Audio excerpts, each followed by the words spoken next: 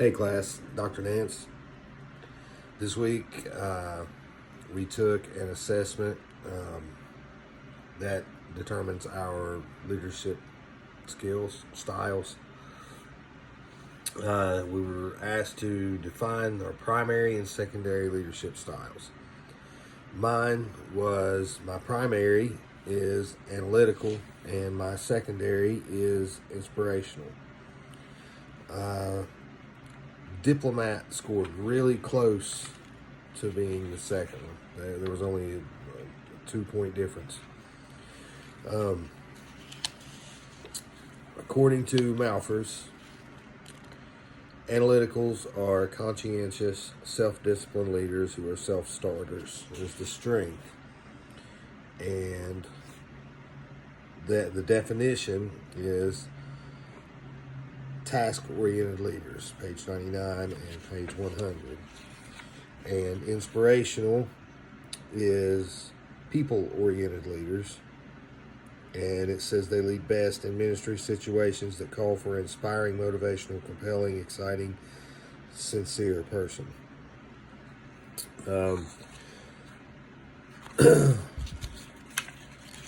After I read all of this, the descriptions of these, it was pretty apparent that this is pretty spot on with me. Like when I put myself in the different situations that the book talks about, it's definitely spot on. For analyticals, as I mentioned a minute ago, the strengths are conscientious, self-disciplined leaders who are self-starters. It also says, Malthus, by the way, 2003. This is page 100 is where I'm getting this analyticals from. Analyticals relate to people more on an intellectual level than an emotional level and often ask why questions that help others to think deeply. When they preach, analyticals prefer to cover Bible in depth using lots of facts and details to support their conclusions. I definitely do that. Whenever I preach, I do that a lot. However, in the weaknesses part, it says that they tend to overwhelm and intimidate people with their logic and depth of information. At times, they are cool, distant, and reserved. Other times, they may want to please people. I've never really been told that I've overwhelmed anybody with details and information.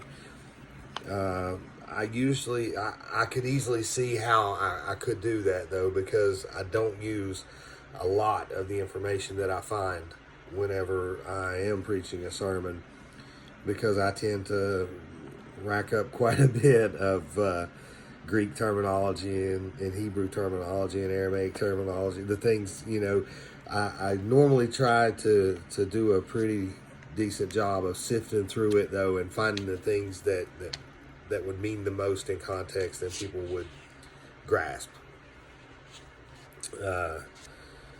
Inspirationals, strengths. This is page 97. Some temperate assessment tools call inspirational leaders influencers because they tend to be natural leaders, especially in relating well to others. Every job I've ever had, I've been a manager within the first year, so I kind of understand what it means that they're natural leaders. Inspirationals are often articulate, and if they preach or teach, they speak with emotion, and their style of evangelism is very relational. It goes on to say, this is page 97 still, in their messages, they seek to inspire and motivate with insight from scriptures. So I kind of see how that connects to the analytical part, because when I do analyze this stuff, and I use a lot of, I like to call them little fun facts, I try to find stuff that is relatable to now and that people will relate to and maybe be able to connect that to their personal lives. The weaknesses, this is still page 97. Some inspirationals can be loud and obnoxious. They enjoy being the center of things, and that often bothers followers. Naturally, I am that way. When I was in school, I had to overcome that because it was a huge hindrance to me. I was the class clown. I was always pretty popular, athletic. I played sports, and so I see that in myself, and thank God that's something that I overcame. And I think I did, anyways. Hope I did.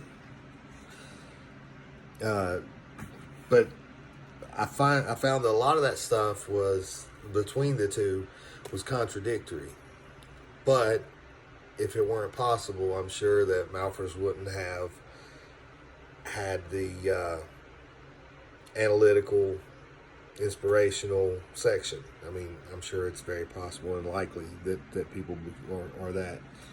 But with all the contrasts there, I wonder if that is a sign that I've became a little more well-rounded in my preaching and teaching skills. That's kind of how I took it, is that I have been able to make myself a little more rounded. I can be intellectual and articulate if need be, but I also can be inspiring, and that to me is a huge part. You know, our entire goal is to inspire people to believe that they are who God told them they are, who He says they are in His Word. So,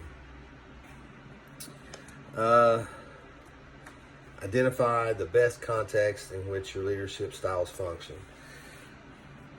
I have figured out that my leadership style functions best with the youth group. I find that for some reason, teaching is probably going to end up being my ministry. It will be more teaching than preaching because it fits my leadership styles the best.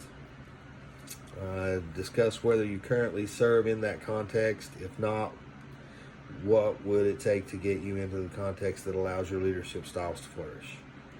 So, currently, I serve on our worship team as a lead guitar player, and I also serve in the youth ministry, the teen class, as a teacher, and I'm on the teaching team for the adults. So, I'm actually utilizing it as best as I can right now. I would like to perhaps maybe even branch out into some counseling areas. So, but as of right now, yeah, I feel like that my leadership styles are being utilized pretty well. So, have a blessed evening, guys. I love you. God bless.